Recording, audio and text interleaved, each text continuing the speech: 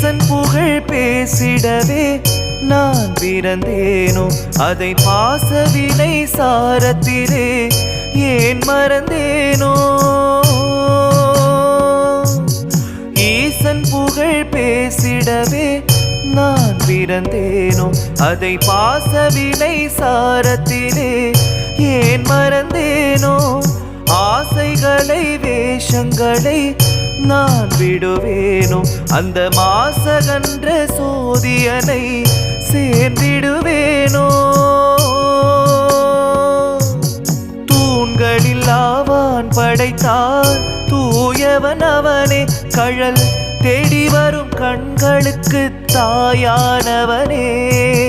தூண்களில் ஆவான் படைத்தார் தூயவன் அவனே கடல் தேடி வரும் கண்களுக்கு தாயானவன்